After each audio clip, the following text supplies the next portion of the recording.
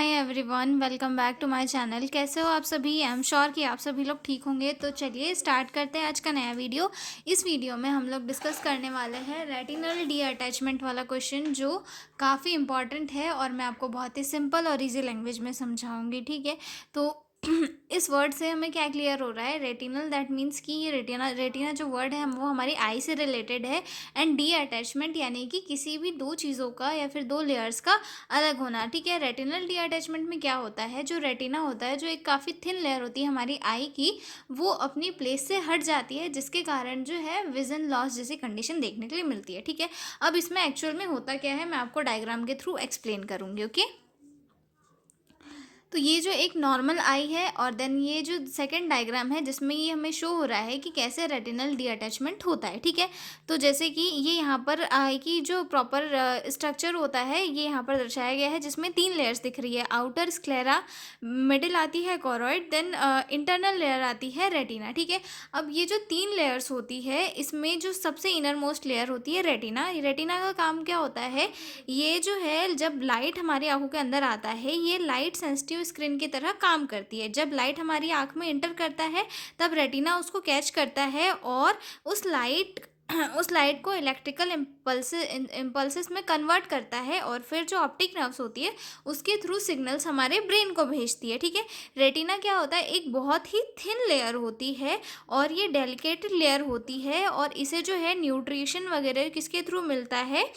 Retinal pigment epithelium के through मिलता है, जो कि यहाँ पर प्रेजेंट होता है और जिसके थ्रू जो ये रेटिना होता है ये जुड़ा हुआ होता है। ठीक है, तो जब यहाँ पर क्या होता है कि जब किसी की एज बढ़ते जाती है धीरे धीरे, तो यहाँ पर जो एक फ्लूइड या फिर हम उसे जो जेल बोलते हैं वो जेल फिल हो जाता है। मतलब उस जेल का जो वो श्रिंक है या फिर वो जेल जो है सिकुड़ने लगता है, जिसके कारण रेटिना पे बहुत ज़्यादा प्रेशर पड़ने लगता है। प्रेशर पड़ने के कारण यहाँ पे क्या हो जाता है? टीयर हो जाता है, जिसे हम क्या बोल सकते हैं? एक गड्ढा बोल सकते हैं हिंदी में, जिसके कारण यहाँ पे एक गड्ढा हो जाता है, टीयर हो जाता है और यहाँ पर जो एक्वस ह्यूमर फ्लूइड होता है वो रेटिना के अंदर चला जाता है। रेटिना के अंदर जब फ्लूइड जाता है तो रेटिना जो है अपवर्ड निकल जाता है, यानी कि जो यहाँ पर रेटिना पिगमेंट एपिथेलियम से जुड़ा हुआ था वो रेटिना अपनी प्लेस से बाहर आता है, डी अटैच हो जाता है और डी अटैच होने के कारण उसे जो है प्रॉपर अमाउंट में ऑक्सीजन न्यूट्रिएंट नहीं मिल पाते, तो वो सर्वाइव नहीं कर पाता है और ना ही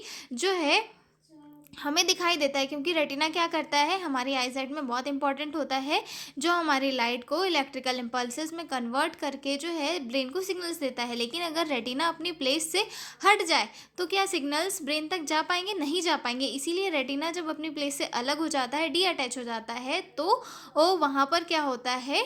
डी अटैचमेंट हो जाता है और वहाँ पर जो सिग्नल्स है वो प्रॉपर सही तरीके से ब्रेन तक नहीं जा पाते। ठीक है, तो ये हो गया रेटिनल डी अटैचमेंट की होता क्या है। अब मैं आपको इंट्रोडक्शन से समझाऊंगी। ठीक है, retina is a thin light sensitive layer that lies the back of the eye and help create vision by sending signals to the brain। Retina क्या है? एक थिन लाइट सेंसिटिव लेयर होती है आई की, जो आई को हेल्प करती है विजन को क्रिएट करने में और सिग्नल्स को भेजने में ब्रेन तक। ऑप्टिक नर्व के थ्रू रेटिना क्या करता है? सिग्नल्स को भेजता है। ठीक है, व्हेन द रेटिना लेफ्ट्स और separate from the normal position it can not function properly. जब रेटिना अपनी नॉर्मल पोजीशन से अलग हो जाता है, लेफ्ट हो जाता है, तो क्या होता है? ये अपनी पूरे तरीके से अपने फंक्शंस को नहीं कर पाता है। ठीक है, this condition is known as retinal detachment and it is considered an ocular emergency because delayed treatment can cause permanent vision loss. और ये क्या होती है? एक मेडिकल एमरजेंसी होती है, क्योंकि अगर इसका ट्रीटमेंट सही टाइम पे नहीं किया गया और जल्दी नहीं किया गया तो परमानेंट विजन लॉस हो सकता है। ठीक है, it commonly occur due to ageing, trauma, severe myopia और eye disease such as diabetic neuropathy. और ये जो है कॉमनली किस कंडीशन के कारण होता है? एजिंग के कारण होता है, या फिर आई में ट्रॉमा हो गया उसका कारण हो सकता है, या फिर सीवियर मायोपिया है, या फिर आई डिसीज है जैसे कि डायबिटिक रेटिनोपैथी। तो इन कंडीशन के कारण जो है रेटिनल डी अटैचमेंट जैसी कंडीशन सामने आती है। ठीक है, तो इतना समझ में आ गया कि रेटिनल डी अटैचमेंट क्या है। अब हम इसकी डेफिनेशन जो है बहुत ही ईजी वे में आपको जो है समझ में आ जाएगी। ठीक है, इतना सारा सब बताने का मेरा मीनिंग यही था कि आपको जो रेटिनल डी अटैचमेंट है उसके पीछे की थ्योरी समझ में आ जाए। ठीक है, अब डेफिनेशन देखेंगे हम लोग। Retinal detachment is the separation of neurosensory ई retina from the retinal pigment epithelium causing eruption of blood supply and leading to progressive vision loss. ठीक है, रेटिनल डी अटैचमेंट क्या है? सेपरेशन है किसका? रेटिना का। कहाँ से?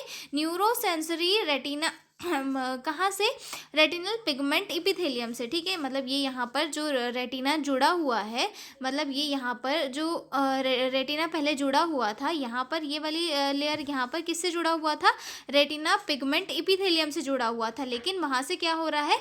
अलग हो रहा है, जिसके कारण उसे क्या मिल नहीं पा रहे हैं? न्यूट्रिएंट नहीं मिल पा रहे, ऑक्सीजन नहीं मिल पा रहे, वहाँ सही अमाउंट में ब्लड सप्लाई नहीं हो पा रहा है, और जिसके कारण जो है प्रोग्रेसिव विजन लॉस हो रहा है। ये कंडीशन क्या कहलाती है? रेटिनल डी अटैचमेंट कहलाती है। ठीक है, एक और डेफिनेशन हम लोग देखेंगे।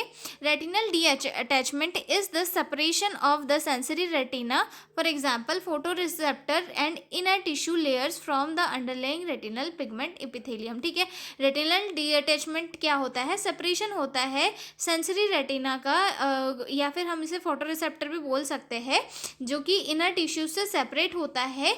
इनर टिश्यू कौन सा है? रेटिनल पिगमेंट इपिथेलियम, जिससे वो सेपरेट होता है, जिसके कारण विजन लॉस जैसी कंडीशन जो है देखने के लिए मिलती है। ठीक है, और ये क्या है? एक मेडिकल इमरजेंसी होती है, जिसे ट्रीट करना बहुत ज़रूरी होता है। अगर ये टाइम पे ट्रीट नहीं किया गया तो ये क्या हो जाता है? परमानेंट विजन लॉस की कंडीशन बन सकती है। ठीक है, तो समझ में आ गया। मतलब डिस्कस करेंगे types of retinal D attachment. ठीक है, इसके जो है 3 मेजर टाइप है। फर्स्ट तो आता है rhegmatogenous retinal detachment, then second आता है tractional retinal detachment, then third आता है एक्सुडेटिव रेटिनल डी अटैचमेंट। ठीक है, तो फर्स्ट वाले टाइप को डिटेल में देखेंगे। ठीक है, ये जो टाइप है ये मोस्ट कॉमन टाइप है। 90% केसेस में जो है रैग्नोमेटोजीनियस रेटिनल डी अटैचमेंट को देखा जाता है। ठीक है, occurs due to a tear or hole in the retina. और ये किस रीज़न की वजह से होता है? जब कोई होल या फिर कोई टीयर जो है रेटिना के अंदर हो जाता है, जिसके कारण जो फ्लूइड है उसके अंदर चला जाता है, तो उस रीज़न से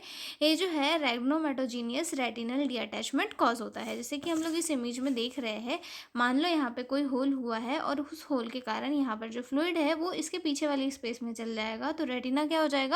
सामने की तरफ पुल हो जाएगा। तो ये कौन सा टाइप है? Rhegmatogenous retinal D attachment. ठीक है, वहीं आता है हमारा सेकेंड टाइप, जिसमें आता है एक्सुडेटिव रेटिनल डी अटैचमेंट।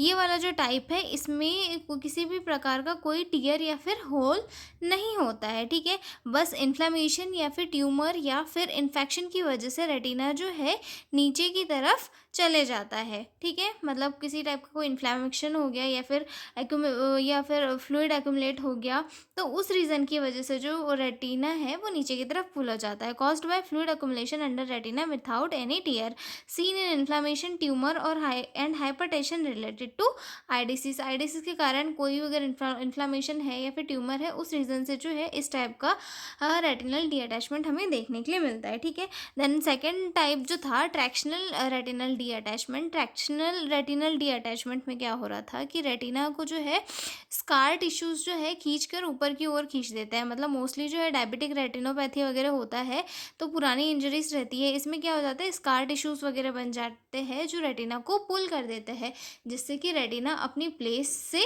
अलग हो जाता है और दूसरी तरफ चले जाता है। ठीक है, तो ये हो गए हमारे types of retinal D attachment. अब अगले पार्ट में हम लोग डिस्कस करेंगे causes of retinal D attachment की किन किन रीज़न की वजह से जो रेटिनल डी अटैचमेंट है वो कॉज होता है। सबसे फर्स्ट आता है एजिंग, यानी कि डीजनरेशन ऑफ वाइट्रस जेल। जैसे जैसे एज बढ़ते जाती है वैसे वैसे वाइट्रस जेल जो है डीजनरेट होने लग जाता है, जिसके कारण रेटिना पुल होता है और रेटिनल डी अटैचमेंट की कंडीशन जो है कॉज हो जाती है। ठीक है, हाई मायोपिया में क्या होता है? जब हाई माइनस पावर वाला आई में जिनका जो है हाई माइनस पावर वाला आई होता है, उनका रेटिना जो है ऑलरेडी थिन होता है, जिसके कारण उसमें जो होता है होल होने के चांसेस बहुत ज़्यादा रहते हैं, जिसके कारण वहाँ पे होल हो जाता है और रेटिना से ये अंदर की ओर जो है जेल फिल होने लगता है और रेटिना अपवर्ड पुल हो जाता है। ठीक है, देन आई ट्रॉमा और इंजरी। अगर आई में कोई इंजरी हुई हो, ट्रॉमा हुआ हो, तो उस रीज़न से हो सकता है। हिस्ट्री ऑफ कैटरेक्ट सर्जरी के कारण भी हो सकता है। डायबिटिक रेटिनोपैथी के कारण भी हो सकता है। Then family history of retinal attachment अगर किसी की फैमिली हिस्ट्री रही हो, मतलब फैमिली में अगर किसी को हुआ हो तो इस रीज़न से भी हो सकता है, ठीक है।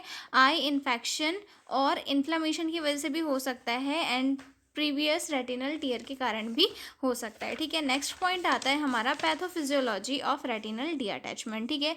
पैथोफिजियोलॉजी में जैसे कि हम लोग देख सकते है इस इमेज में, एक नॉर्मल रेटिना जो है अपनी जगह पे ये फिक्स रहता है, ठीक है। इसके यहाँ पर जो है एक किससे जुड़ा हुआ होता है, ये रेटिना पिगमेंट इपिथेलियम से ये जुड़ा हुआ होता है, जिसके थ्रू इसे जो है ऑक्सीजन और ब्लड सप्लाई मिलती रहती है, न्यूट्रिएंट भी मिलते रहते हैं, ठीक है। और जो इधर जो वाइट्रस जेल होता है उसके प्रेशर से ये इस लेयर के ओर चिपका हुआ होता है, ठीक है। तो जब रेटिनल डी अटैचमेंट की कंडीशन आती है तो यहाँ पर क्या होता है कि ये जो रेटिना होता है वो अपनी जगह से अपवर्ड निकल जाता है, मतलब वहाँ से अलग हो जाता है, ठीक है। The retina normally remains attached to the retinal pigment epithelium with help of vitreous pressure and nutrient from choroid blood vessels, ठीक है। रेटिना क्या होता है अपनी जगह पे नॉर्मली अटैच होता है, किसकी हेल्प से, रेटिनल पिगमेंट इपिथेलियम और वाइट्रस प्रेशर की हेल्प से वहाँ पर जो है ये अपनी जगह पे अटैच रहता है, जहाँ पर उसे जो है न्यूट्रिएंट वगैरह मिलते रहते हैं, ठीक है।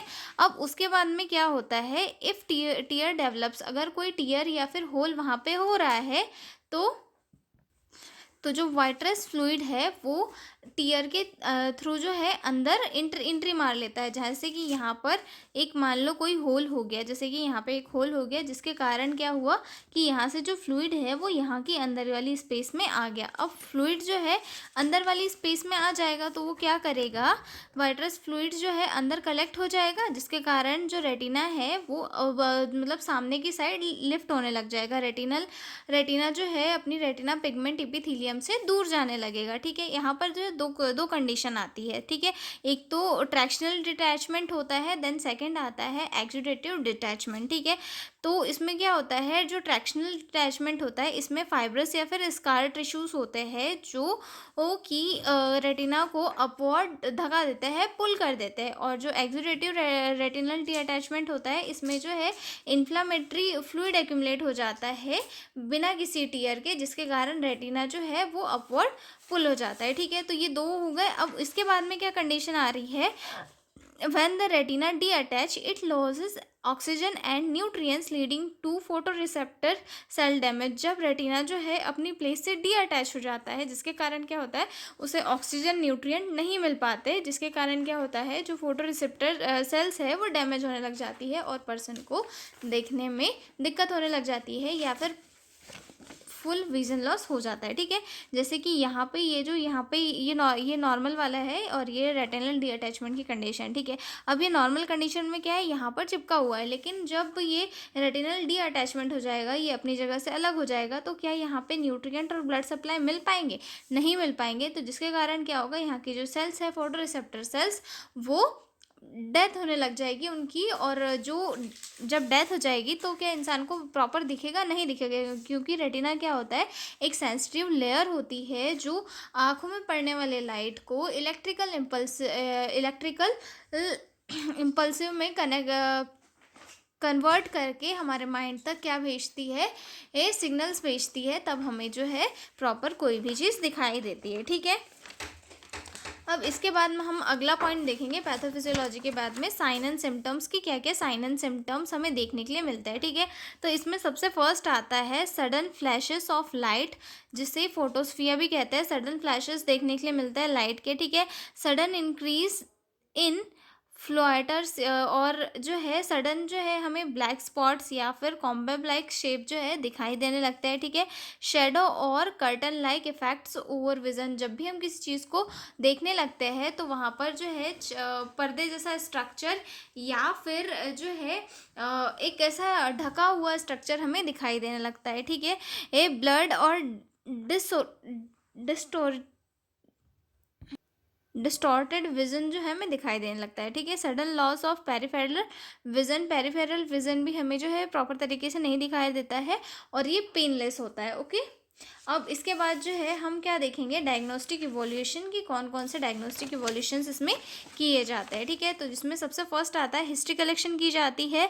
देन आता है फिजिकल एग्जामिनेशन। फिजिकल एग्जामिनेशन में जो है हेड टू टो वो पूरा फिजिकल एग्जामिनेशन किया जाता है। हिस्ट्री कलेक्शन में जो है डायबिटीज़ वगैरह तो नहीं है, तो कि डायबिटिक रेटिनोपैथी के कारण तो नहीं हो रहा है, या फिर कैटरेक्ट वगैरह के जो सर्जरीज है वो तो नहीं हुई है पहले, ये सारी जो है चीज़ें चेक करी जाती है ताकि उस पर्टिकुलर डिसीज़ के बारे में पूरी हिस्ट्री मिल जाए, ठीक है। उसके बाद जो है सेकंड आता है हमारा विजुअल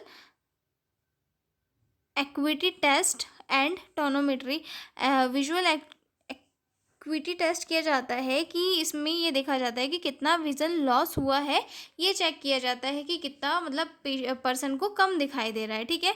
उसके बाद जो आता है slit lamp examination. Slit lamp examination में क्या किया जाता है कि जो रेटिना होता है, रेटिना का जो मैग्नीफाइड व्यू हमें मिलता है तो उसे उसमें चेक किया जाता है, ठीक है।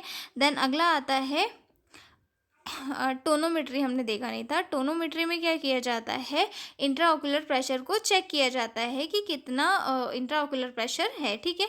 उसके बाद इनडायरेक्ट ऑप्थेल्मोस्कोपी। इनडायरेक्ट ऑप्थेल्मोस्कोपी क्या होती है, ऑप्थेल्मोस्कोपी में क्या किया जाता है, डॉक्टर रेटिना को डायरेक्टली देखकर टीयर या फिर डी अटैचमेंट को आइडेंटिफाई करता है कि होल हुआ है या नहीं, ठीक है। उसके बाद फंडस एग्जामिनेशन किया जाता है। फंडस एग्जामिनेशन भी एक टाइप का जो है ऑप्थेल्मोस्कोपी होता है, जिसके अंदर जो रूटीन टेस्ट होता है आई का, जिसके अंदर जो है इनर सरफेस जो होती है, retina, optic nerve, blood vessels, इन सारी चीज़ों को चेक किया जाता है, अल्ट्रासाउंड किया जाता है, ठीक है।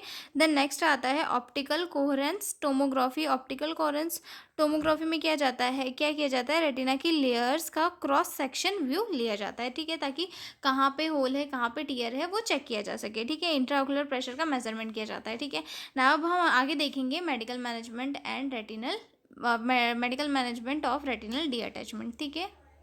रेटिना डिटैच अगर हो जाता है तो उस कंडीशन में जो है ड्रग्स से जो है रेटिना को वापस अटैच नहीं किया जा सकता। ड्रग्स सिर्फ जो है सिम्टम्स को कंट्रोल करने के लिए, प्रोटेक्शन और सर्जरी के लिए, आई को प्रिपेयर करने के लिए जो है पेशेंट को दिए जाते हैं, ठीक है। तो इसमें कौन कौन से दिए जाते हैं, सबसे फर्स्ट आता है immediate medical management. Immediate medical management में जो कौन से ड्रग दिए जाते हैं, इसमें जो है एनाल्जेसिक दिए जाते हैं, एंटी इन्फ्लामेटरी ड्रग्स वगैरह दिए जाते हैं ताकि पेन को कम किया जा सके, ठीक है।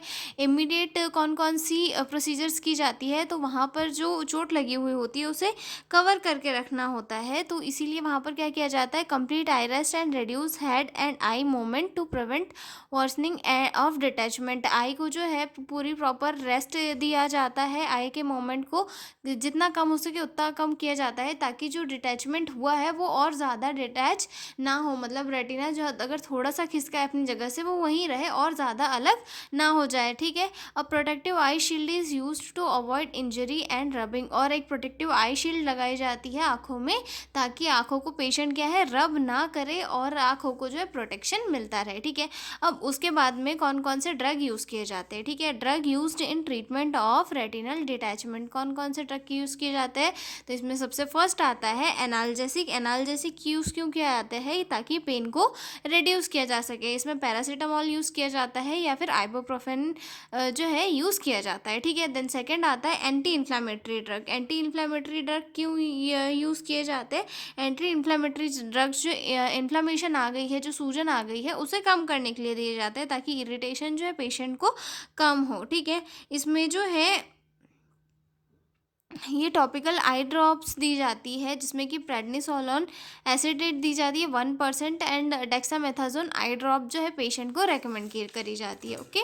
नेक्स्ट आता है हमारा इसमें जो है सिस्टमिक भी ड्रग्स आते हैं, समटाइम्स यूज़ किए जाते हैं, जिसमें अगर मतलब इन्फ्लामेशन ज़्यादा हो तब ओरली जो है देने के लिए दिए जाते हैं, जिसमें ओरल प्रेडनिसोलोन दिया जाता है अगर इन्फ्लामेशन सीवियर हो तो उस कंडीशन में, ठीक है। देन थर्ड आता है एंटीबायोटिक्स। एंटीबायोटिक्स दी जाती है ताकि इन्फेक्शन और ज़्यादा सीवियर ना हो, जिसमें टॉपिकल एंटीबायोटिक्स आई ड्रॉप्स आते हैं, जिसमें आता है मैक्सीफ्लॉक्सिन आता है, देन टोब्रामाइसिन आता है, सिप्रोफ्लॉक्सिन एंड ऑलफ्लॉक्सिन वगैरह जो जो आई ड्रॉप्स आती है ये पेशेंट को दी जाती है ताकि इन्फेक्शन से जो है आई प्रिवेंट रहे, ठीक है। उसके बाद जो थर्ड टाइप की मेडिसिन हमारी आती है साइक्लोप्लाजिक, या फिर हम इसे जो है माइड्रियाटिक ड्रग्स भी कहते हैं, ठीक है। ये जो ड्रग होते हैं, ये ड्रग जो है सिलियरी मसल्स जो होती है उन्हें रिलैक्स करने के लिए दी जाती है, ठीक है। Relieve pain by relaxing muscles and keep pupil dilated, ठीक है। मतलब सिलियरी मसल्स होती है उनको रिलैक्स करते हैं। आई के अंदर का जो प्रेशर है वो कम होता है। जब सिलियरी मसल्स जो है रिलैक्स हो जाती है तो आई के अंदर का जो प्रेशर है वो कम हो जाता है, ठीक है। पीपल को डायलेट करते रहते हैं और रेटिना को एग्जामिन करना जो है इससे काफ़ी ईजी हो जाता है, ठीक है। सर्जरी के बाद में जो स्पाज्म और पेन होता है उसे कम करने में जो है ये ड्रग्स हेल्प करते हैं, ठीक है। इसलिए डीप पेन या फिर स्मास वाले पेशेंट को जो है एट्रोपिन या फिर पेंटोलेट यूज़फुल होता है, मतलब दिया जाता है, ठीक है। ये जो ड्रग्स यहाँ पे लिखा हुआ है वो दिया जाता है, ठीक है। इसमें एक और ड्रग आता है होमेट्रोपिन, जो भी पेशेंट को एडवाइस किया जाता है, ठीक है। देन आता है हमारा एंटीमेटिक्स ड्रग्स। एंटीमेटिक्स ड्रग्स क्यों दिए जाते हैं? वॉमिटिंग को रोकने के लिए। वॉमिटिंग या फिर रीटीचिंग से जो है इंट्राओक्यूलर प्रेशर बढ़ सकता है। अगर प्रेशर बढ़ा तो रेटिना और ज़्यादा डिटैच हो जाएगा, इसीलिए जो है सर्जरी फेल भी हो सकती है इस रीज़न की वजह से। इसीलिए वॉमिटिंग को रोकने के लिए जो है एंटीएमेटिक्स ड्रग्स पेशेंट को दिए जाते हैं और सर्जरी के पहले और सर्जरी के बाद में भी दिए जाते हैं, ठीक है। तो इसमें ओंडासेट्रॉन दिया जाता है या फिर डोम्पेराडोन जैसे ड्रग्स जो है पेशेंट को दिए जाते हैं, ठीक है। कुछ केसेस में जो है एंटी ग्लूकोमा ड्रग्स भी दिए जाते हैं ताकि इंट्राओक्यूलर प्रेशर इंक्रीज ना हो जाए, ठीक है। जब जैसे कि जो सर्जरीज वगैरह होती है मोस्टली जो वो बबल सर्जरी होती है उसमें ये चांसेस होते हैं कि पेशेंट का जो इंट्राओक्यूलर प्रेशर है वो बढ़ जाए, जिसके कारण ऑप्टिक नर्व डैमेज हो सकती है। तो उस चीज़ से प्रिवेंशन के लिए जो है एंटी ग्लूकोमा ड्रग्स पेशेंट को दिए जाते हैं, जिसमें आता है टीमोलॉल आता है, देन एसेटाजोलामाइड आता है, देन डोरजोलामाइड जैसे ड्रग्स जो है वो पेशेंट को दिए जाते हैं, ठीक है। अब नेक्स्ट पॉइंट आता है हमारा surgical management of the patient,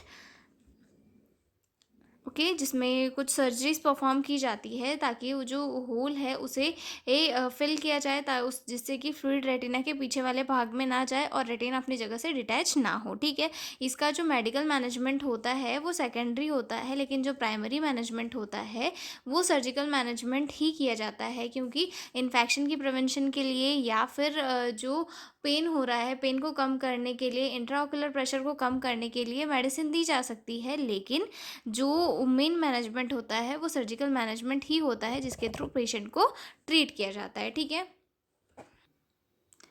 सबसे फर्स्ट सर्जरी आती है इसमें हमारी लेज़र फोटोकोएगुलेशन। लेज़र फोटोकोएगुलेशन में क्या किया जाता है कि जो भी मतलब टीयर है जिसके थ्रू फ्लूइड जो है रेटिना के पीछे वाले पार्ट में जा रहा है, उस वाले टीयर या फिर होल के अराउंड क्या किया जाता है, छोटे छोटे बर्न बनाए जाते हैं। और बर्न से क्या होता है, वहाँ पे स्कार टिश्यूज़ का फॉर्मेशन हो जाता है और स्कार टिश्यूज़ के फॉर्मेशन से जो बर्न है वो उस होल को सील कर देते हैं। रेटिना फिर जो है डिटैच नहीं हो पाता है। जैसे कि मान लो ये रेटिना है, ठीक है, ये रेटिना है, ये हमारी पूरी आई हो गई, ये रेटिना है, ये अपनी जगह से इधर आ गया है, ठीक है, इधर आ चुका है, ठीक है। अब यहाँ पे जो है जिस होल से यहाँ पे फ्लूइड जा रहा है उस होल को ही मतलब बर्न क्या कर देगा, सील कर देगा, तो वहाँ से फ्लूइड इधर नहीं जाएगा और रेटिना जो है अपनी प्लेस से अलग नहीं हो पाएगा, ठीक है। Laser burn are made around the retinal tear. Scar formation seal the tear and prevents deattachment, okay. Second आता है हमारा क्रायोपैक्सी या फिर इसे जो है फ्रीजिंग ट्रीटमेंट भी कहा जाता है।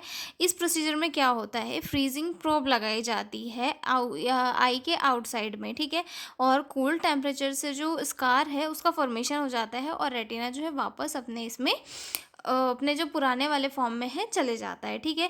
Freezing probes applied on the outer layer eye wall create scar that reattach the retina, okay.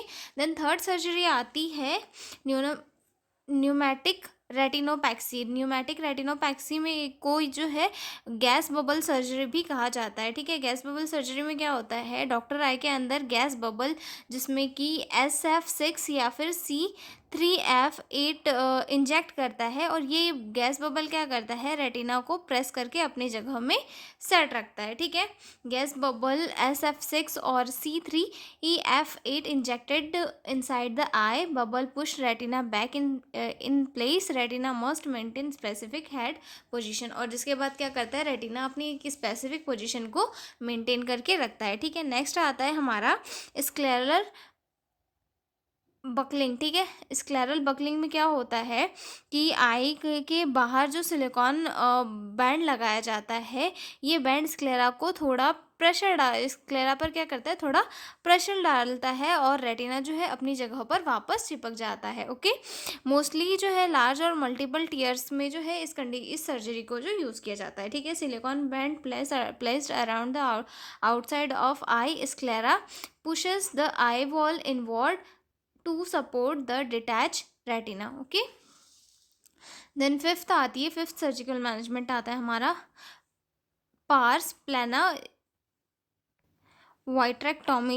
इसमें क्या किया जाता है, इस सर्जरी में जो वाइट्रस जेल होता है उसे रिमूव किया जाता है और उसके बाद जो रेटिना होता है वो उसका जो टीयर होता है, मतलब उसका जो होल है वो लेज़र या फिर जो क्रायोथेरेपी होती है उसे सील किया जाता है। इसमें जो मतलब जो वाइट्रस जेल होता है उसे रिमूव करके जो होल होता है, टीयर होता है, उसे लेज़र के थ्रू सील कर दिया जाता है और फिर जो आई होती है उसमें क्या फिल कर दिया जाता है, गैस बबल या फिर सिलिकॉन ऑयल से उसे फिल कर दिया जाता है ताकि रेटिना जो है हमेशा डीअटैच रहे, ठीक है।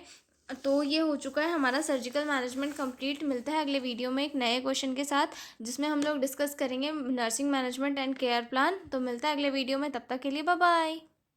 और हाँ, अगर आपको PDF नोट्स की रिक्वायरमेंट हो तो डिस्क्रिप्शन में मेरा मेल दिया हुआ है, आप उस पर कॉन्टैक्ट करके PDF नोट्स ले सकते हो। तो मिलता है अगले वीडियो में, तब तक के लिए बाय बाय।